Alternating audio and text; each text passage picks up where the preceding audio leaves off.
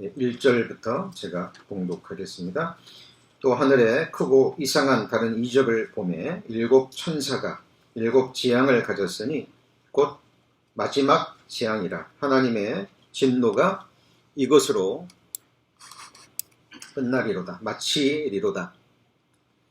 또 내가 보니 불이 섞인 유리바다 같은 것이 있고 짐승과 그의 우상과 그의 이름의 수를 이기고 벗어난 자들이 유리 바닷가에 서서 하나님의 검은 고를 가지고 하나님의 종 모세의 노래 어린 양의 노래를 불러 가로되 주 하나님 곧 전능하신 이시여 하시는 일이 크고 기이하시도다. 만국의 왕이시여 주의 길이 의롭고 참되시도다. 주여 누가 주의 이름을 두려워하지 아니하며 영화롭게 하지 아니하오리까. 오직 주만 거룩하시니이다. 주의 의로우신 일이 나타났음에 만국이 와서 주께 경배하리이다 하더라.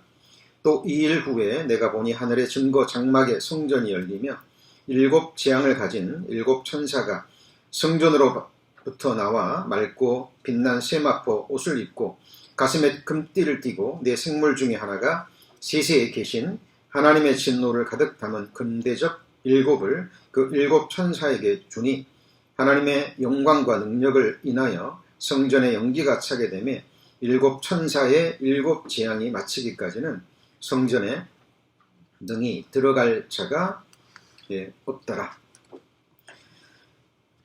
지난 목요일 10월 6일이었죠. 우리 고 박진숙 성도님의 천국 환송 예배가 그랜데일에 있는 포레스트론 그 납골당 앞에서 있었습니다. 평일에 일하는 시간이었기 때문에 참석하고 싶으셔도 참석치 못한 우리 성도님들이 계셨습니다. 그런데 우리 작년에 성도님들이 많이 참석해 주셔서 은혜롭게 예배를 드릴 수 있었습니다. 예배에 참석해 주신 모든 성도님들, 그리고 형편상 참석하지 못하셨지만 그 시간에 기도로 함께 해주신 모든 성도님들께 감사의 말씀을 드립니다. 장례식 이후에 끝나고 이렇게 이제 우리 성도님의 유골을 납골당에 안치를 시키는데 낯익은 그 이름이 보였습니다. 바로 이제 박진수 성도님의 남편 되시는 분이었는데요. 제가 미국에 처음 왔을 때 그 해에 돌아가신 분이셨습니다. 대학 교수님이셨는데 미국에 오시는 비행기에서 옆자리에 계신 그리스도인을 통해서 말씀을 듣게 되셨습니다. 그런데 이제 구원 받으신 줄 알고 신앙생활 하시다가 건강하셨는데 갑자기 몸이 안 좋으셔서 병원에 입원하셨는데 이제 어르신들은 그런 경향이 많더라고요. 이렇게 그냥 좀 뭐든 불편하셔서 입원하셨는데 검사 받으시다가 합병증이 오셔가지고 돌아가신 경우였는데 신방을 가서 제가 여쭤봤습니다. 천국 갈 확신이 있으시죠? 물어봤더니 순간 두렵다고 천국 갈 확신이 없다는 말씀을 하셨습니다. 저와 함께 간 성도님들이 많이 놀라셨죠. 왜냐하면 이렇게 총명하시고 대학 교수님이셨으니까 얼마나 이해력이 좋으시겠어요. 그랬는데 또 구원 받으셨다고 간증도 하시고, 근데 이제 막상 죽음 앞에 딱 이르니까 본인이 이제 어느 정도 느끼셨던 것 같아요. 두려움이 오시는 거예요. 성경에 두려움에는 형벌이 있습니다. 완전한 사랑이 두려움을 내어 쫓느니라. 그래도 그 성도님께서 솔직하게 말씀을 해주셔서 병상에서 또 얼마의 상담의 시간을 통해서 구원을 받고 돌아가셨습니다. 그러시면서 그 간증이 아직도 생각이 나요. 하나님께서 나에게 이런 시간을 주지 않으셨다면 병원에 누워서 갑자기 건강하셨는데 입원한 상태에서 내가 죽음을 준비할 수 있고 내가 말씀으로 내 구원을 확증할 수 있는 시간을 주셔서 감사하다는 간증을 하신 적이 있습니다. 그래서 벌써 뭐 굉장히 오래됐죠. 10년이 훨씬 넘었는데 우리 또 박진숙 성도님 또 장례식을 치르면서 많은 생각들이 들었습니다. 그리고 따님 되시는 분이 이제 사실 오늘 이렇게 예배에 참석하시고 박진숙 성도님께서 신앙생활을 잘 하실 수 있도록 또 기도해 주시고 여러 모양으로 도와주신 성도님들께 감사 인사를 드리려고 했는데 장례식 그 도중에 한국에서 연락을 받으셨나 봐요. 시어머니가 또 돌아가셨다. 그래서 또 급하게 또 한국에 가셔야 돼서 한국에서 장례 마치고 돌아오시면 숨 좀 고르시면 주일날 인사드리러 오시겠다는 말씀이 있어서 제가 대신 전해드립니다.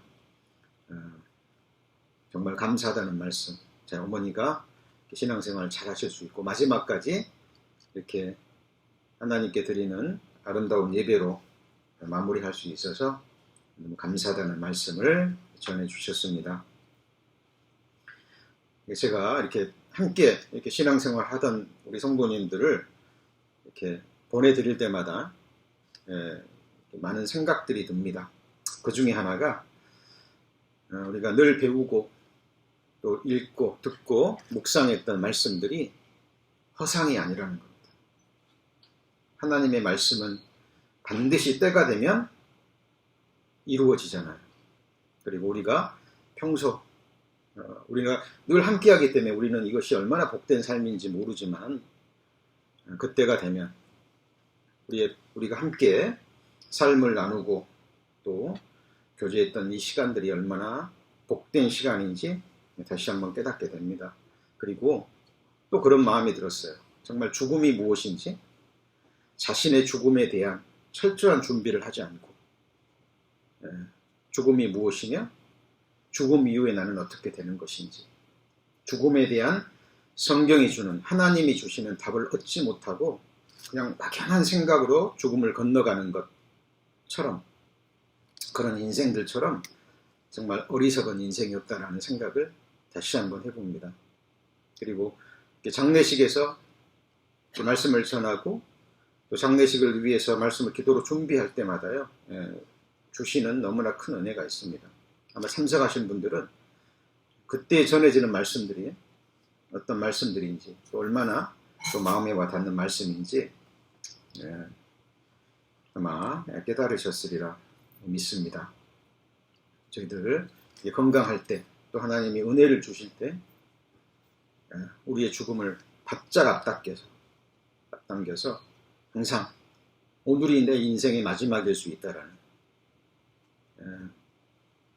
그 마음을 가지고 우리가 말씀을 배우시고 또 묵상하고 또 준비하는 저희들이 되기를 소망합니다. 그리고 우리 박진숙 성도님처럼 정말 기쁨으로 감사함으로 보내드릴 수 있는 저희들이 되기를 소망합니다. 그리고 우리 지난 주일에는 거의 3년 만에 갖는 야외 예배였죠. 너무 감사한 시간이었습니다. 날씨는 물론이요, 또 경치도 좋았고 장소도 너무 좋으셨죠. 너무 교회에서 가깝고 무엇보다도 우리 또 작년에 어르신들 우리부터 우리 어린 아이들까지 거의 참석하셔서 너무나 힘이 되고 감사한 시간이었습니다. 이렇게 행사를 해보면 이렇게 함께 할 때 우리 서로에게 정말 큰 힘이 됩니다. 그리고 예배를 드리고 식사하고 또 마지막 레크리에이션 시간에는 정말 우리가 주 안에서 한 가족이라는 것을 확인하는 정말 은혜의 시간이었습니다. 야외 예배를 위해서 보이지 않는 곳에서 또 여러 모양으로 준비해 주신 우리 성도님들께 또 감사를 드립니다. 특별히 우리 젊은 우리 일꾼들이 일할 수 있도록 우리 격려해 주시고 또 힘을 주시는 우리 작년에 성도님들께 감사를 드립니다. 이번 주일부터는 지난 바이블 스터디로 인해서 잠시 중단했던 요한계시록 강의를 다시 이어가겠습니다. 오늘 읽은 요한계시록 15장을 본문으로 해서 강의 50번째 시간이죠. 모세의 노래와 어린 양의 노래라는 제목으로 함께 말씀 배우시겠습니다. 모세의 노래와 어린 양의 노래는 과연 어떤 노래일까요? 자, 그리고 모세의 노래와 어린 양의 노래가 지금 마지막 시대를 살아가는, 마지막 시대의 신앙생활을 하는 우리 그리스도인들과 어떤 관계가 있고 어떤 의미가 있고, 이 모세의 노래와 어린 양의 노래가 우리에게 주는 메시지가 무엇일까요? 자, 이 질문들을 마음에 품고요. 또 이 질문에 대한 또 답을 얻기 위해서 한 말씀 한 말씀 저희들 찾아가 보겠습니다. 요한계시록 10장부터 14장까지 내용은 일곱 나팔 재앙에서 일곱 대접의 재앙으로 넘어가기 전에 기록된 삽경입니다. 삽경이 뭐라 그랬죠? 삽입된 성경이라 그랬죠. 그래서 지나간 것들을 다시 한번 돌이키고 빠지고 부족했던 부분을 보충하고, 그리고 또 이어지는 말씀이 어떤 말씀이 나올지 보여주는 그런 역할을 하는 내용이라는 것을 이미 배웠습니다. 잠깐 정리하면 이렇습니다. 요한계시록 10장에는 일곱 대접의 재앙을 기록한 작은 책 이야기가 나옵니다. 그리고 11장에는 두 증인이 나오죠. 이 두 증인을 통해서 14만 4천 명이 인을 받죠. 두 증인을 통해서 증거되는 복음을 통해서 유대인들 14만 4천 명이 구원을 받고, 이 사람들이 이제 그리스도의 증인이 되는 거죠. 교회는 떠나가고 없으니까. 교회 역할을 대신하는 것이 바로 14만 4천 명인데, 그 14만 4천 명이 두 증인을 통해서 인을 받죠. 그리고 일곱째 천사의 나팔 얘기가 나옵니다. 그리고 일곱째 천사가 나팔이 부러지면 가져오는 게 일곱 대접의 재앙이죠. 자, 일곱 인이 띄어질 때 일곱 나팔의 재앙을 가져오죠. 그리고 일곱 나팔이 부러질 때 일곱 대접의 재앙을 가져옵니다. 그래서 자, 10장의 일곱 대접의 재앙에 대한 간단한 말씀이 나오고, 11장에 일곱 천사의 나팔이 부러지고 일곱 재앙이 임한 이후에 적그리스도의 나라가 어떤 나라가 돼요? 그리스도의 나라가 된다라는 말씀이 나옵니다. 자, 일곱 대접의 재앙의 마지막이 아마겟돈 전쟁이죠. 요즘 뉴스에서 바이든의 입술을 통해서 아마겟돈이라는 말이 나왔죠. 어젯밤인가요? 또 뉴스를 들으니까 지금 러시아가요, 그 지하에 있는 장소들을 지금 그 핵폭탄이 터졌을 때 그 피할 수 있는 장소로 지금 개조한다라는 그 뉴스가 나오더라고요. 이것이 쇼업인지 아니면 정말 준비하는지는 모르겠는데, 하여튼 지금 러시아에 있는 모든 지하 장소를 핵폭탄이 터졌을 때 대비 장소로 꾸민다라는 뉴스가 나오고 있습니다. 우리는 모릅니다. 그러나 세계전쟁은 7년 후반부에 나와요. 그러나 국지적인 전쟁, 지역적인 전쟁은 우리가 경험했던 것처럼 언제든지 일어날 수 있습니다. 북한도 심상치 않죠? 우리나라도 정권이 바뀌면서 심상치 않죠? 자, 이거는 우리 마지막 시대를 살아가는 우리 그리스도인들에게 주시는 하나님의 사인이라고 생각합니다. 때가 가까웠으니 준비하라는 하나님의 메시지일 수 있습니다. 자, 그리고 12장에는 적 그리스도의 나라가 되지 않도록 되는 것을 방해하는 사탄의 역사가 기록되어 있습니다. 우리 자세히 배웠습니다. 이제 나중에 틈 나는 대로 반복하셔서 들으셔야 돼요. 자, 그리고 13장에는 두 짐승, 곧 적 그리스도와 거짓 선지자의 그 역사가 나오죠. 그렇죠? 그래서 이마나 오른손에 표를 받지 않은 모든 사람은 다 잡아 죽이는 이야기가 나옵니다. 그리고 14장, 우리 요한계시록 강의 49번째 시간에 배웠죠. 하나님의 성도들의 승리와 어린 양의 구원과 심판을 배웠습니다. 그리고 이 어린 양의 구원과 심판이 무엇으로 표현되어 있죠? 익은 곡식과 익은 포도주의 추수로 배웠습니다. 자, 익은 곡식은 어린 양의 구원이죠. 그리고 익은 포도는요, 어린 양의 심판입니다. 섞인 것이 없는 진노의 포도주 잔을 얘기하고 있는 겁니다. 그래서 어린 양의 구원과 심판이 요한계시록 14장에는 뭐로 나온다고요? 익은 곡식과 익은 포도. 익은 곡식은 구원이고 어린 양의 구원이고, 익은 포도는요, 어린 양의 심판입니다.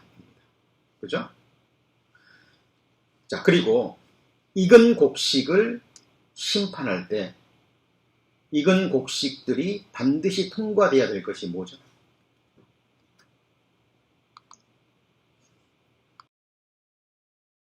그것이 바로 환난입니다. 우리도 익은 곡식이죠.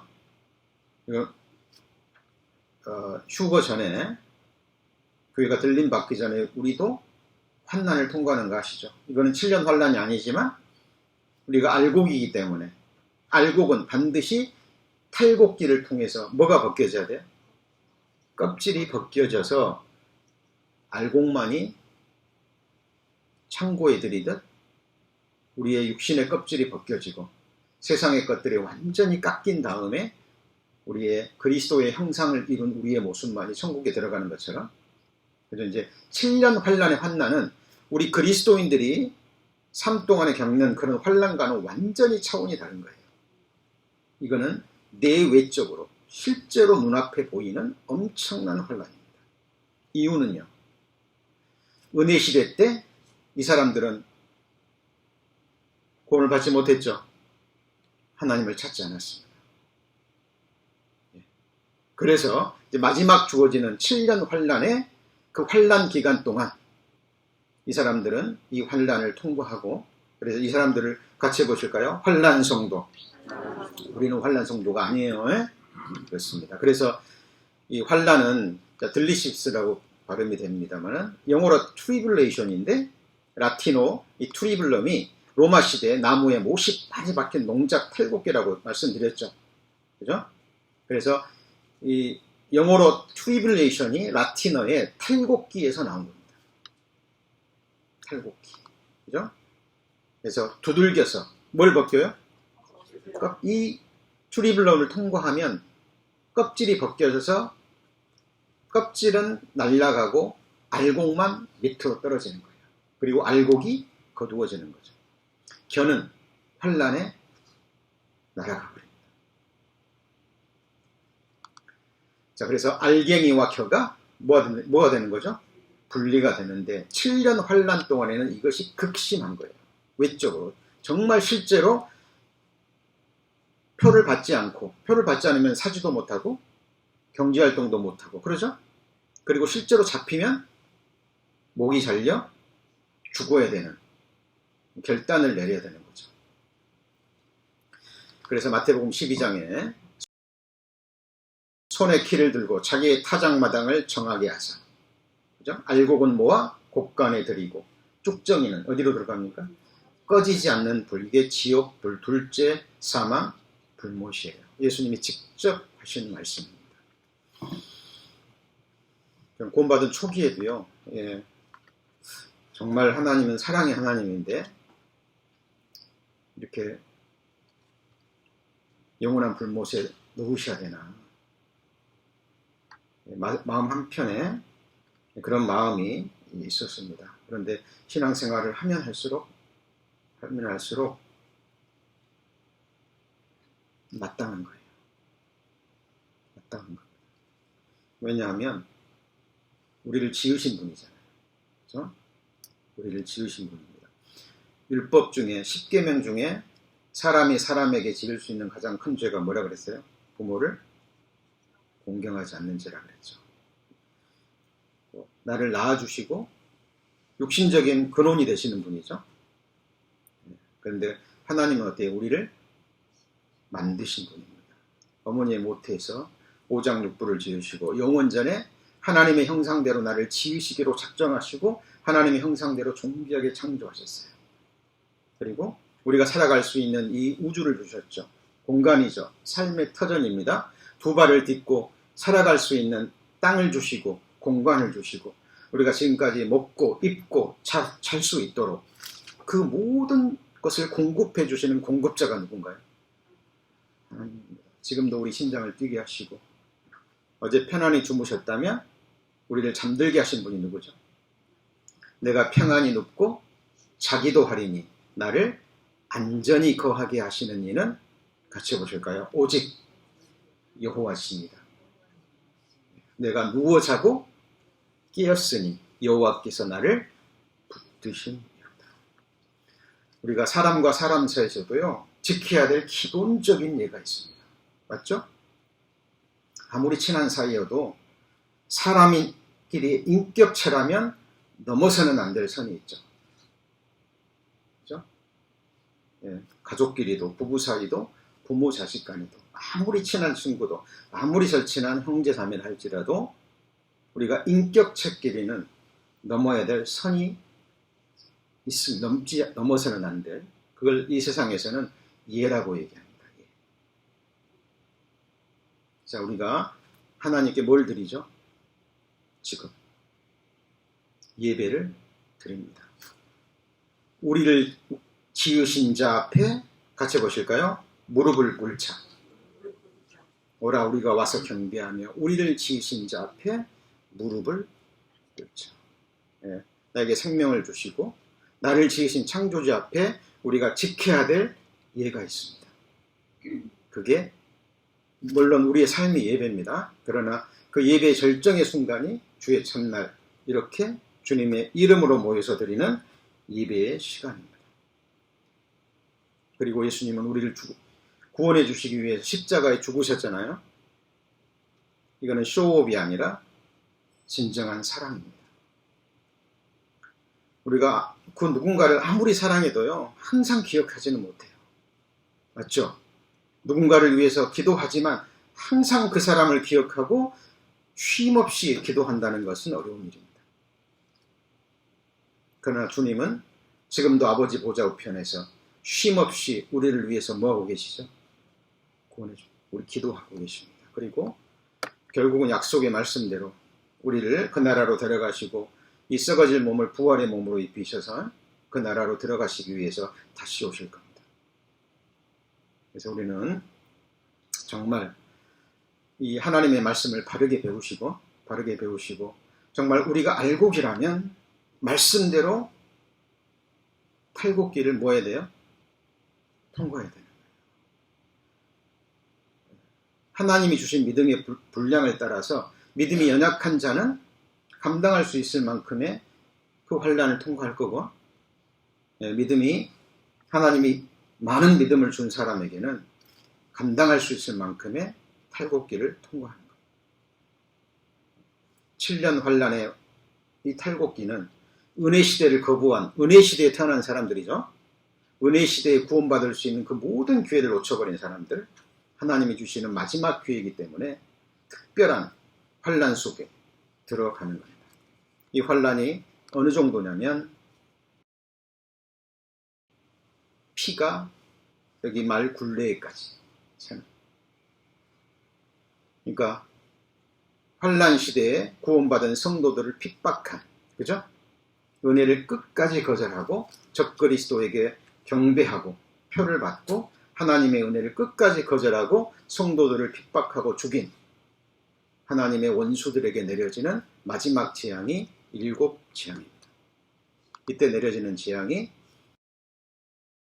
큰 성이 세 갈래로 갈라지고 만국의 성들도 무너지니 큰 성 바벨론이 하나님 앞에 기업하신 바 되어 그의 맹렬한 무슨 잔이에요? 진노의 포도주 잔을 받는 겁니다. 문자 그대로 이루어질 거예요. 여러분 모기 한 마리만 물려도 힘들잖아요. 그러시죠? 근데 이 황충에 물렸을 때 어떤 고난인가 이미 우리는 배웠죠. 상상할 수 없는, 특히 이제 7대접의 재앙은 환난 시대에까지 주어지는 마지막 은혜까지 거절한 사람들에게 내리는 섞인 것이 없는 완전한 진노입니다. 이 7대접에 들어간 사람들은 구원받을 기회가 이제 없는 거예요. 없는 거예요. 이 사람들은 없는 겁니다. 자, 그래서 여기 요한계시록 19장에 그의 입에서 이양겁이 나오더니 그것으로 뭘 치죠? 실제로 만국을 치는 거예요. 마지막 아마겟돈 전쟁 때 그리스도와 함께, 그죠? 하늘의 군대들, 바로 우리들이죠. 환난 성도들까지 포함해서 그들이 백마를 타고 와서 모든 나라, 예수 그리스도의 나라의 백성이 되지 않은 이 세상 권세와 모든 나라를 하나님이 치십니다. 철장으로 다스리죠. 그리고 전능하신 이의 맹렬한 진노의 포도주틀을 밟고 그 옷과 다리에 이름 쓴 것이 있으니 만왕의 왕이요. 누구죠? 만주의 주. 이때가 바로 왕의 귀함입니다. 만왕의 왕. 말씀 한마디로 우주 만물을 지으시고 말씀 한마디면 이 우주 만물이 없어져 버리는, 죽은 자를 다시 살리시고 없는 것을 있는 것 같이 부르시는 전지전능하신 하나님. 하나님이 우리와 같은 벌레와 구더기를 위해서 구원해 주시기 위해서 오신 참 하나님. 이분이 누구예요? 성경이 증거하는 예수 그리스도. 우리 성도님들, 우리의 시선은, 우리의 마음은 누구한테 가 있어야 돼요? 오직 예수 그리스도입니다. 내 생각 속에 예수 그리스도가 아니에요. 성경이 증거하는 예수 그리스도입니다. 그리고 특별히 성경에 기록된 예수님이 친히 하신 말씀에 우리는 더욱더 주의를 기울이셔야 됩니다.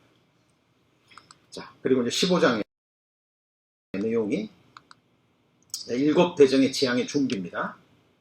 그러니까 7대접의 재앙이 그냥 한꺼번에 나오는 게 아니라 잠깐 언급됐다가 7대접의 재앙으로 이 세상 나라가 없어지고 그리스도의 나라가 되는 거죠. 그렇죠? 그리고 15장에 이제 7대접의 재앙에 준비하는 내용들이 나옵니다. 그리고 16장에 그 구체적인 대접이 나오는 거예요. 다음 시간에 배울 겁니다. 7대장의 준비와 함께 모세의 노래와 함께 어린 양의 노래가 나옵니다. 이 모세의 노래는 무엇이며 어린 양의 노래는 무엇일까요? 자, 그리고 여기 보면 유리바다가 나오죠. 요한계시록 15장에 2절에 보시면 또 내가 보니 불이 섞인 뭐다 그랬죠? 유리바다라고 그랬죠. 유리바다가 2번 나옵니다. 요한계시록 4장 6절에는 수정과 같은 무슨 바다예요? 유리바다입니다. 수정과 유리는 뭘 의미할까요? 하나님의 거룩하심과 순결하심입니다. 바다는 뭘 의미하죠? 광대합니다. 그래서 바다는 하나님의 광대하심을 나타내는 거예요. 그런데 지금 우리가 배우는 15장에는 어떤 내용이 나죠? 불이 섞인 유리바다입니다. 자, 불은 성경에 많은 의미가 있지만 하나님의 원수들을 향한 뭐예요? 진노입니다. 진노. 원수 갚는 것은 내게 있으니 누구한테 맡겨요? 하나님께 맡기라 그랬죠. 성경에 우리 그리스도인들에게 원수를 갚으라 그랬어요? 맡기라 그랬어요? 맡기라 그랬습니다. 우리는 원수를 갚을 수도 없고 갚아서도 안 되고, 왜냐하면 우리는 심판자가 아니기 때문에, 재판자가 아니기 때문에 몰라요. 사람은 불안합니다. 미숙해요. 그래서 완전하신 하나님 앞에 이 심판을, 원수 갚는 것을 맡기는 겁니다. 그리고 오히려 원수를 사랑하고 너희를 저주하는 자를 위해서 축복하라 말씀하셨죠. 그렇죠? 왜냐하면 완전한 심판이 있기 때문에, 완전한 원수 갚음이 있기 때문에 그러는 거예요. 그래서 이때는 특별히 환난 기간 동안에 구원받은 하나님의 성도들을 핍박하고 죽이고 했던 사탄에 속한 사람들이 하나님의 섞인 것이 없는 진노를 당하는 모습입니다. 그것이 불이 섞인 무슨 바다예요? 유리. 하나님이 그들도 사랑하셨어요. 사랑하셨습니다. 근데 그 완전한 사랑을 끝까지 거절하면 그 완전한 사랑은 영원한 진노로 바뀝니다. 그래서 지옥불은 꺼지지 않습니다. 이거는 어느 누구도 터치할 수 없는 각 개인의 선택의 문제입니다. 무슨 문제예요? 선택의 문제입니다. 그 자유의지로 하나님이 주신 인격으로 스스로 선택해야 되는 문제고 그 선택의 값은 본인이 감당하는 겁니다. 성경에서 말하는 절대적인 진리 중에 하나예요. 하나님은 우리를 로봇으로 만들지 않으셨습니다. 우리의 의지를 존중해 주셔요. 그죠? 네, 그래서 하나님은 영생 주기를 원하시지만 영생 얻기 위해 사람들이 내게 오기를 뭐하잖아요? 원하지 않습니다. 하나님의 날개 아래 다 품기를 원하시지만 하나님 앞에 나오기를 원치 하나님은 원하시는데 인생들이 원치 않습니다. 하나님은 우리와 함께 영원히 함께하기를 원하시는데 인생들이 원치를 않는 거예요. 그거는 각각입니다. 각각이에요. 자, 그러면 이제 유리바다 문제는 해결이 됐죠? 우리 적견이 이제 하나님의 종 모세의 노래인데, 자, 하나님의 종 모세의 노래를 알려면 모세의 노래가 어디에 기록되어 있는지 알면 됩니다. 출애굽기 15장과 32장에 나옵니다. 출애굽기 15장 찾습니다.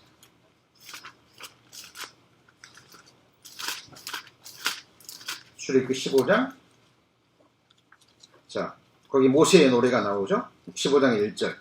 이때에 모세와 이스라엘 자손이 이 노래로 여호와께 노래하니 그랬죠. 일러스되 내가 여호와를 찬송하리니 그는 높고 영화로우시며 말과 긋한 자를 바다에 무엇이었어요? 던지셨음이로다. 이게 무슨 내용이냐면 하나님이 이스라엘 백성들을 애굽의 바로의 권세에서 건져내셨죠. 출애굽시켰죠. 그리고 애굽의 바로를 홍해 바다에 수장시키셨습니다.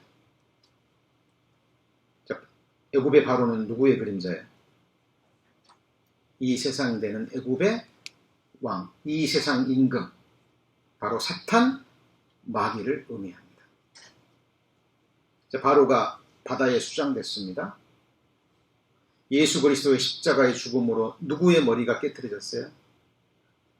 예수 그리스도의 십자가의 죽음으로 사탄의 머리가 깨트려졌죠. 그렇죠? 6월절 어린 양 되시는 예수 그리스도의 피로 우리가 세상 되는 애굽과 애굽의 바로의 권세로부터 뭐 했죠? 벗어났죠. 그렇죠? 자, 이 모세가 하나님이 출애굽시키시고 뒤쫓아오는 바로를 바다에 수장시킨 다음에 이 노래를 부릅니다. 자, 우리를 구원하시기 위해서 십자가에서 사탄의 머리를 깨트리신, 우리를 구원해 주신 예수 그리스도를 찬양하는 노래입니다. 바꿔 말하면 우리가 받은 구원의 감사와 찬양을 드리는 노래예요. 이 모세 노래 첫 번째입니다. 자, 그러면 모세의 노래는 여기서 끝나지 않죠. 출애굽했지만 10하루길이면 갈 수 있는 그 광야를 이스라엘 백성들은 40년 동안 헤맵니다. 이유가 뭐예요? 말씀을 믿지 않았어요. 올라가라 그러면 되는데 아론과 아니죠. 갈렙과 여호수아처럼 그는 우리의 밥이다. 하나님이 올라가라고 하지 않았느냐라고 올라가면 되는데 12명의 전당권 중에 10명이 그 장수들을 보고 두려워했죠. 큰일 났다 우리는. 정탐하고 오더니 그들은 장수라. 그들은 거인이라. 우리는 그들 앞에 메뚜기와 같다. 우리는 죽었다. 그리고 하나님과 모세를 원망합니다. 이러려고 데려왔냐? 그냥 애굽에서 죽게 놔두지. 그 얘기를 듣고 여호수아와 갈렙이 옷을 찢고 아니다. 하나님이 우리와 함께 하신다. 믿음으로 나아가자. 백성들이 누구 말을 들었어요? 10명의 정탐꾼의 말을 듣죠. 그 결과로 40년을 광야 생활합니다. 그리고 이 신명기 32장은 이제 40년의 연단을 받아요. 40년의 연단을 받고 이제 드디어 20세 이상으로 하나님의 말씀을 믿지 않았던 모든 남자들은 다 죽습니다. 그리고 이제 새로운 시대가 됐죠. 여호수아 갈렙을 중심으로 이제 모세는 느보산에서 죽습니다. 바람만 보기만 하고. 그리고 이제 새로운 세대와 함께 여호수아를 중심으로 이제 가나안 전쟁을 바로 앞두고 모세가 부르는 노래가 있습니다. 신명기 32장. 신명기 32장.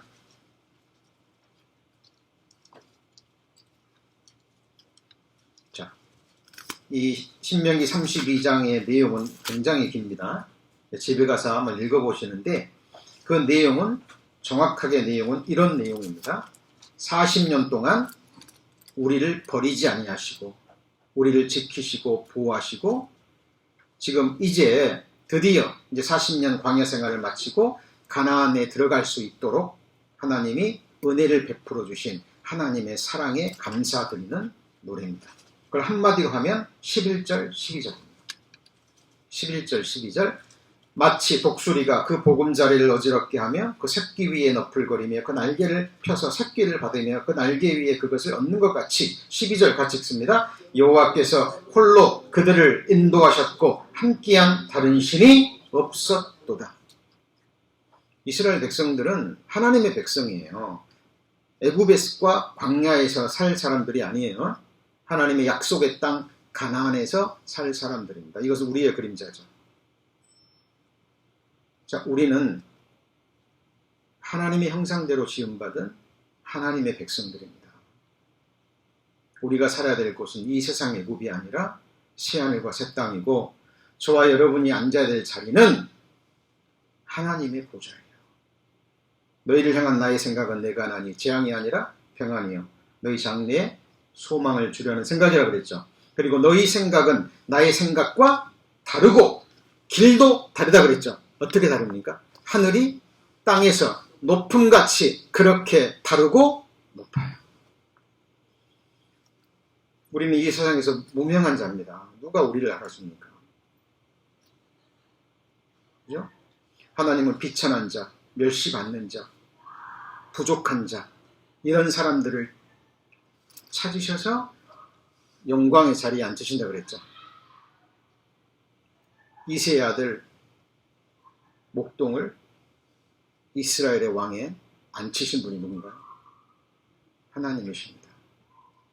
아무것도 아닌 자, 부족한 자, 무명한 자 하나님이 우리를 그리스도의 피로 씻으시고 하나님의 능력으로 우리 안에 그리스도의 형상을 이루시고 이 썩어질 몸까지 주님의 영광의 몸처럼 변화시켜서 믿음으로 우리가 이기는 게 아니에요.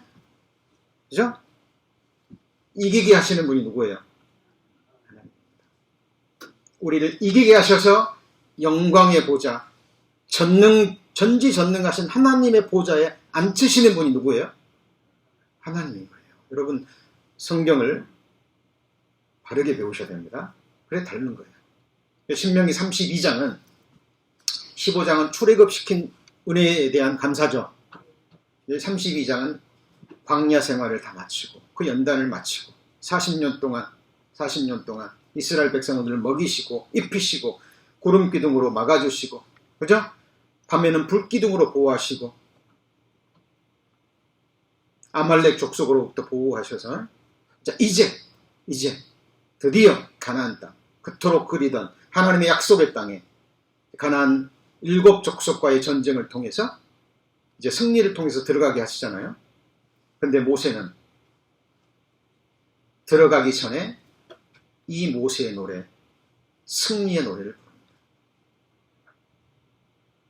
모세는 자기가 한번 하나님의 영광을 본만 죄로 바라는 보지만 출애굽시키고 광야 동안 40년 동안 보호하신 하나님이 가나안 전쟁을 이기게 하시고 그 땅을 차지하게 하실 것을 믿었어요, 안 믿었어요? 믿었습니다. 그리고 부르는 승리의 노래입니다. 제가 서두에 그랬죠? 모세의 노래와 어린 양의 노래가 지금 우리와 무슨 연관이 있습니까? 우리가 예배 전에 드린 노래가 참 즐거운 노래였죠. 그죠? 우린 세상에 있을 때 우리가 불러야 될 노래가 바로 모세의 노래입니다. 어때요? 우리의 바로의 권세 하나님이 이기시고 우리를 출애굽시켰습니까? 우리 성도님들 세상에 속한 분들이에요? 아니죠. 우리 하나님의 사랑의 나라로 이미 옮겨진 자들입니다. 하나님의 권속들이에요. 하나님의 자녀들이고 천국 시민권을 가진 하늘 성도입니다. 어때요? 우리 지금 연단을 받고 있습니다. 이스라엘 백성들이 40년 동안 연단 받은 것처럼 우리는 지금 연단 받고 있어요. 맞습니까? 우리의 껍질이 벗겨져야 되잖아요. 우리 이런 상태로 들어가면 안 되죠. 벗겨져야 됩니다. 아프지만 힘들지만 우리는 견딜 거고 견디게 해주실 겁니다. 우리도 모세처럼 이제 마지막 순간에 그때는 이르지 않았지만 우리는 성경을 통해서 믿음으로 모세의 노래 신명기 32장에서 부르는 이 노래를 우리는 미리 부르는 거예요. 승리의 노래입니다. 하나님이 핏값 주고 사셨는데 그죠? 어때요? 우리를 미워하셔서 우리를 이렇게 연단하시는 게 아니잖아요. 하나님이 우리를 그리스도 안에서 완전한 자로 세우실 때까지 그걸 연단하실 겁니다. 그렇죠? 그래서 우리는 육체의 연습, 우리 경건의 연습이 필요한 거예요. 이 연습이 뭐냐면 단련이에요. 훈련이에요. 자, 모세의 노래, 바로 우리의 노래죠? 우리의 노래입니다. 우리 성도님 특히 어려운 일이 있을 때마다, 힘든 일이 있을 때마다 뒤돌아보면 은혜였지 않습니까? 지금도 힘드신 부분들이 있을 거예요. 왜 없겠습니까? 그러나 과거에도 그렇듯이 지금도 우리에게 어떤 고난이 있고 연단이 있다면 우리 지나간 이후에 이것이 하나님의 은혜였음을 깨닫게 될 겁니다. 그리고요, 우리는 이 세상에서 다 답을 얻을 수 없어요. 그러나 주님 앞에 딱 서면 그때는 완전한 답을 얻게 될 겁니다. 우리는 그때까지 우리는 이 믿음을 지키는 겁니다. 자, 그리고 어린 양의 노래는 무슨 노래입니까? 어린 양의 노래는 마태복음 26장에 나옵니다. 예수님께서 포도나무에서 난 것을 이제 내 아버지의 나라에서 새 것으로 너희와 함께 마시는 날까지 마시지 아니하리라. 그러니까 마지막 최후의 만찬을 하실 때 포도주를 드셨잖아요. 네, 그리고 이제는 아버지의 나라에서 새 것으로 너희와 함께 마시는 날까지 다시는 마시지 않겠다 말씀하시고 찬미하셨습니다. 이게 찬양입니다. 감람산에 가셔서 기도하셨죠. 예수님이 감람산 가서 기도하실 때 드렸던 찬양입니다. 어린 양의 찬양, 어린 양의 노래. 사명을 감당하시기 위해 예수님의 사명이 뭐예요? 우리를 위해서 죽어주시는 거죠. 그죠? 우리가 다 받아야 될 저주와 형벌을 대신 짊어지고 죄값을 대신 치르시는 일입니다. 십자가에서 죽으시는 일. 그것이 예수님이 하나님께 받은 사명입니다.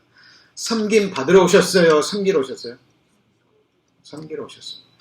그리고 목숨으로 섬겨주시기 위해서 그 사명을 이루시기 위해서. 그래서 이 예수님의 이 어린 양의 노래, 이걸 사명자의 노래라고 얘기합니다. 그리고 예수님은 이 사명을 뭐 하셨어요? 마치셨죠. 돌아가실 때 죽음과 동시에 다 이루었다. 자, 우리도 마찬가지입니다. 예수님께도 사명이 있습니다. 우리에게는 사명이 있어요, 없어요? 있습니다. 사도 바울이 이렇게 얘기했죠. 나의 달려갈 길과 주 예수께 받은 사명, 곧 하나님의 은혜의 복음을 증거하는 일을 마칠 때가 있는 거예요. 이 끝이 있습니다. 이 세상의 모든 일은 끝이 있어요. 나의 생명을 조금도 귀한 것으로 여기지 아니하노라. 그리고 사도 바울은 마지막까지 마쳤습니다. 내가 선한 싸움을 싸우고 나의 달려갈 길을 마치고 믿음을 뭐 했어요? 지켰어요. 이거 감옥에서 지은 거죠. 감옥에서 쓴 성령의 감동하심으로 복음으로 낳은 아들 젊은 목회자 디모데에게 쓰신 개인 서신입니다. 목회 서신이죠. 사도 바울은 선한 싸움을 싸우고 이게 바로 자기의 육신과의 싸움입니다. 세상과의 싸움이고 우리의 싸움은 혈과 육이 아니죠. 혈과 육이 아니라는 것은 우리의 싸움의 대상은 사람이 아니라는 거예요. 사람이 아니에요. 여러분이 누군가가 여러분을 핍박하고 신앙생활 잘하지 못하도록 유혹하고 그 사람이 아니에요. 혈과 육이에요. 우리의 싸움은 혈과 육이 아니고 그 뒤에서 역사하는 하늘의 악한 영들입니다. 가장 무서운 대적이 내 안의 육신이에요. 이것이 내 안에 있는 7가지 가능한 가나안 족속이고 바로 내 안에 아말렉입니다. 자, 이 선한 싸움을 사도 바울은 싸웠죠. 그리고 달려갈 길을 마치고 믿음을 뭐 했어요?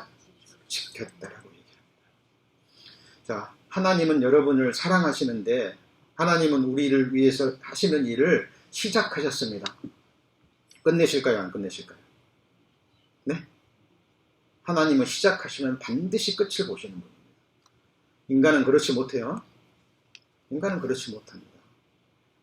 입으로 말한 것을 지킬 수 있는 인간이 없어요. 자, 야곱 집이여 이스라엘 집에 남은 모든 자여 나를 들을지어다. 배에서 나무로부터 내게 안겼고 태에서 나무로부터 내게 품기는 너희여 너희가 노년에 이르기까지 내가 그리하겠고 백발이 되기까지 내가 너희를 품을 것이요 내가 지었은즉 아닐 것이요 품을 것이요 뭐예요? 구하여 내리라. 이 말씀은 해석이 필요 없는 거예요. 우리는 이 말씀을 의지하고 가는 겁니다. 얼마나 감사가 되는지 몰라요. 백발이 되기까지 노년에 이르기까지 하나님이 지었은즉 뭐 하신다고요? 품을 것이요 내가 지었은즉 않을 것이요 품을 것이요 그 다음에요. 우리는 이 말씀 끝까지 의지하고 가십니다. 그러면 노년에 이르기까지만 하시나요? 아니죠. 이 하나님은 영영이 우리 하나님이시니 우리를 뭐 할 때까지요? 죽을 때까지 인도하시리로다. 여러분 말씀을 이렇게 들으시고 읽으시다가 정말 마음에 닿는 구절이 있으면 그 책과 장과들을 적어 놓으시고 꼭 묵상하시고 계속 묵상하시고 여기다 새기셔야 됩니다. 새기잖아요. 그럼 필요할 때 하나님이 성령께서 생각나게 하십니다. 우리를 죽을 때까지 인도하십니다. 그럼 죽은 이후에는요.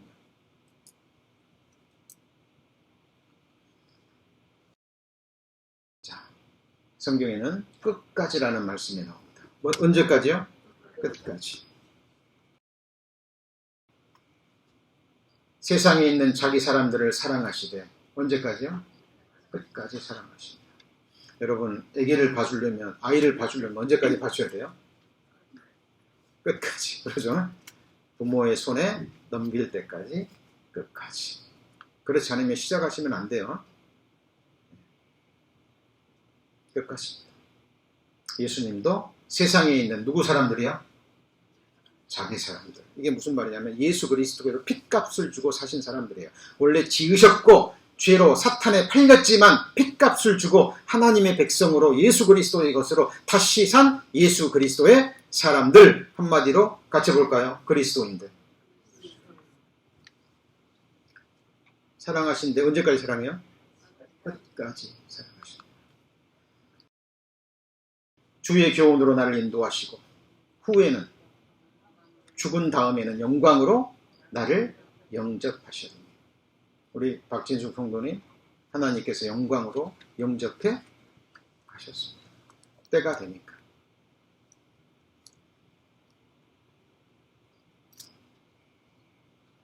모르긴 모르지만 요양원에서 정말 힘겨운 삶을 사실 때 정말 들은 말씀 성령께서 생각나게 하시고 소망을 붙드셨을 겁니다.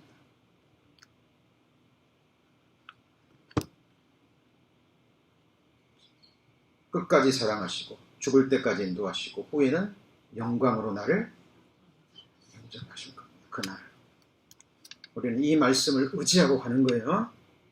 이 말씀을 의지하고 가는 겁니다. 이때까지. 주께서 너희를 우리 주 예수 그리스도 나라에 책망할 것이 없는 자로 언제까지요? 끝까지. 예수님께서 끝까지 약속하셨습니다. 그러면 우리는 언제까지 신앙생활을 해야 되나요? 네? 끝까지입니다. 끝까지. 사도 바울은 이 끝까지 달렸어요. 끝까지 달렸습니다. 사도 바울은 아주 특별한 사람이에요. 결혼할 수 있었지만 하나님 나라를 위해서 스스로 고자된 사람입니다. 어디가 부족해서 결혼을 하지 않은 게 아니라 자원해서 이 일이 너무 귀하기 때문에. 베드로는 결혼했어요, 안 했어요? 이미 했죠. 그러나 사도 바울은 불어 자원함으로 하나님 나라를 위해서 끝까지 독신으로 살았던 사람입니다. 내가 선한 싸움을 싸우고 나의 달려갈 길을 마치고 끝까지 지켰죠. 그리스도는 그의 신 맡은 아들로 충성하였으니 우리가 소망의 담대함과 사랑을 언제까지 잡아야 돼요? 끝까지. 초대교회 신자들은 언제까지 잡았어요? 짐승에게 잡혀 먹여서 죽는 순간까지. 맞습니까? 목이 잘리는 순간까지. 톱으로 켬을 당해서 껍질이 벗겨져서 죽는 그 순간까지 그들은 믿음을 지켰습니다. 우리도 마찬가지입니다. 신앙에는 리타이어가 있어요, 없어요? 없습니다. 우리가 소망의 담대함과 사랑을 끝까지 어떻게 잡아요? 견고히 목숨으로 잡는 겁니다. 놓치면 죽는다는 각오로, 그런 각오로 잡는 거예요. 우리가 시작할 때 확실한 것을 언제까지요? 끝까지. 잡으면 그리스도와 함께 그 영광에 참여하는 자가 됩니다. 그리스도인들이 끝까지 참여하지 못하면 아브라함의 조카 롯처럼 불 가운데 얻는 부끄러운 구원이 되는 거예요. 구원은 받았지만 하나님이 함께 하시고 연단하시고 끝까지 경고케 하신다는 그 말씀, 그 믿음까지는 이르지 못한 거예요. 복음에는 하나님의 의가 나타나서 믿음으로 믿음에 이르게 하나요. 기록된 바 우리는 그리스도는 오직 뭐로 말미암아요? 믿음으로 말미암아 산다 그랬잖아요. 우리가 간절히 원하는 것은 너희 각 사람이 동일한 부지런을 나타내요. 언제까지요? 끝까지. 소망의 풍성함을 이루려. 여러분 생각해 보세요. 이 썩어질 몸이 부활의 몸을 입는답니다. 우리가 부활의 소망을 품었으면 언제까지 가야 돼요? 그 몸을 입고 실제가 되었구나. 이제는 다시는 아프지도 않는 몸.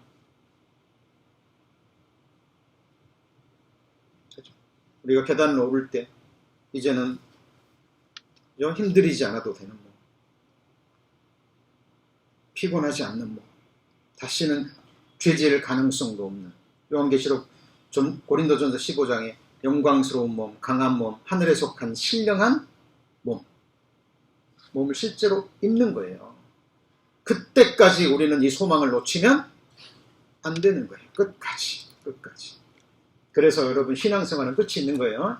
믿음도 끝이 있고 소망도 끝이 있어요. 그러나 사랑은 끝이 없죠. 그죠? 예. 천국 가서 우리는 믿고 천국 가서 소망하면 안 돼요. 천국은 이미 소망이 이루어져서 그 나라를 영원히 누리는 곳입니다. 그리고 하나님께 감사와 찬양, 완전한 예배, 완전한 사랑과 섬김이 계속되는 겁니다. 이기는 자와 그 다음 언제까지요? 끝까지 내일을 지키는 그에게 뭘 주신다고요? 만국을 다스리는 권세를 주리니. 누가 하시는 말씀이죠?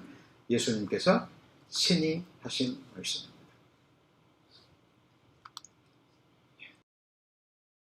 우리에게 주신 약속의 말씀이에요. 요한계시록 15장. 자, 중요한 말씀들은 전부 배웠습니다. 요한계시록 15장 1절. 자, 하늘에 크고 이상한 다른 이적을 보매 7 천사가 7 일곱 천사가 뭘 가졌어요? 일곱 재앙을 가졌으니 이거는 마지막 재앙이라. 이게 일곱 대접의 재앙이죠. 이 재앙으로 이 세상에 내려지는 하나님의 진노는 끝납니다. 그리고 이것의 마지막이 아마겟돈 전쟁인 거예요. 그리고 2절과 3절 유리바다, 불이 섞인 유리바다, 3절은 모세와 어린 양의 노래. 그렇죠? 그리고 4절부터 끝까지는 그냥 읽어보시면 되는 이야기입니다. 어려운 것이 하나도 없어요. 그리고 이제 6절, 5절, 6절, 7절, 8절이 이제 일곱 대접을 준비하는 천사의 모습입니다. 자, 5절에 보면 이 일 후에 내가 보니 하늘의 증거 장막의 성전이 열리며 일곱 재앙을 가진 일곱 천사가 성전으로부터 나와 맑고 빛난 세마포의 옷을 입고 가슴에 금띠를 띠고 그랬죠. 네 생물 중에 하나가 세세에 계신 하나님의 진노를 가득히 담은 금대접을 일곱을 그 일곱 천사에게 주니 그랬죠. 자, 여기 보면 천사라고 그랬죠. 그런데 빛난 세마포와 금띠를 띠고 예수님처럼 보이는데 예수님으로부터 권세를 받은 위임을 받은 천사가 이제 이 말 그대로 일곱 대접을 내릴 수 있는 그 권세를 주는 장면입니다. 그리고 8절입니다. 하나님의 영광과 능력을 인하여 성전의 연기가 차게 되며 일곱 천사의 일곱 재앙이 뭐하기까지는요? 마치기까지는 성전의 능이 들어갈 자가 없더라.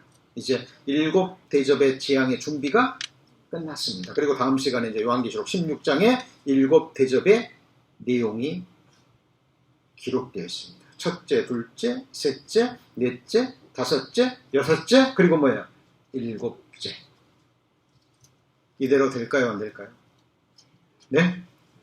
천지는 없어지겠으나 내 말은 1.1핵도 빗나가지 않습니다. 그리고 이 마지막 일곱 대접의 재앙, 아마겟돈 전쟁과 함께 예수 그리스도와 함께 구원받은 성도들이 백마를 타고 예수님의 뒤를 따릅니다. 만국을 깨트릴 때 우리도 함께 철장을 가지고 깨트려요. 만화 이야기가 아닙니다. 환상이 아닙니다. 실제로 그렇게 될 거예요. 우리는 이 소망으로 이 세상을 살아갑니다. 그래서 사실 중요한 내용들은 앞에 있는 거예요. 다음에 배우셨고 이제 16장부터는 결론적인 이야기, 이제 요한계시록이 마무리되어가는 방향으로 넘어갈 겁니다. 미국의 전도자 모디가 전도할 때마다 항상 빠지지 않는 말이 있었답니다. 한 손에는 성경을 들고 한 손에는 뭘 들라고요? 감사합니다. 조간신문을 들어라. 그리고 성경을 믿으라. 1900년 전에 완성된 이 말씀 속에 예언의 말씀이 기록되어 있고 이 예언의 말씀이 우리가 사는 역사 가운데 때가 되면 하나씩 하나씩 정확하게 이루어지기 때문입니다. 요즘 기온 이상 뿐만 아니라 바다에 물고기들도 죽어가고 지금 심상치 않습니다. 미국이 엊그저께 15살짜리가 또 총기 난사를 했다면서요. 그리고 어떤 나라에서는 어린이집에 들어가가지고 그 어린 아이들을 수십 명을 또 총기 난사를 해서 죽였다라고 하죠. 무서운 시대가 다가오고 있습니다. 하나님이 우리에게 겁주시는 것이 아니라 이제 하나님을 떠난 인생들, 하나님을 인정하지 않고 자기를 지으신 창조주를 부인하는 이 시대의 마지막 사람들에게 내려질 재앙을 성경은 지금 미리 기록하고 있는 겁니다. 성도님들, 이제 우리 정말 마지막까지 믿음을 지키실 때가 되었습니다. 세상 바라보지 마시고 인생들 바라보지 마시고 믿음의 주여 온전케 하시는 말씀하시면 이루시는, 문제는 우리의 뭘까요? 믿음입니다. 기도하시겠습니다. 하나님, 다시 요한계시록을 배워가고 있습니다. 주 성령님께서 기름 부어주셔서 성령 하나님의 가르치심으로 이 성경을 바르게 배우기를 원합니다.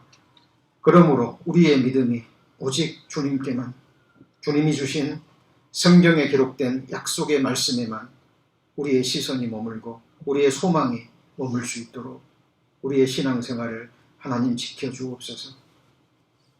주는 그리스도시요 살아계신 하나님의 아들이시니이다 라는 그 믿음의 고백 위에 주님께서 내 교회를 세우리니 음부의 권세가 이기지 못하리라 약속하셨습니다.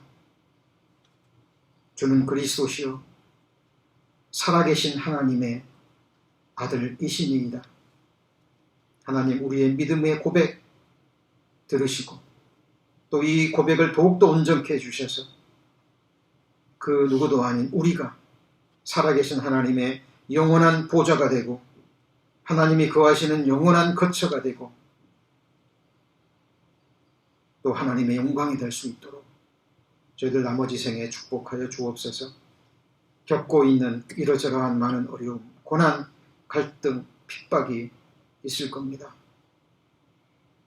우리를 사랑하시기에 주님이 주시는 연단임을, 환난임을 깨닫게 하시고 그 연단과 환난 뒤에 숨겨진 하나님의 본심과 그 뒤에 이루어질 하늘의 축복을 생각하고 주님이 우리를 위해서 십자가를 견디셨던 것처럼 우리도 인내로 소망으로 끝까지 견디는 저희들 되게 하여 주옵소서.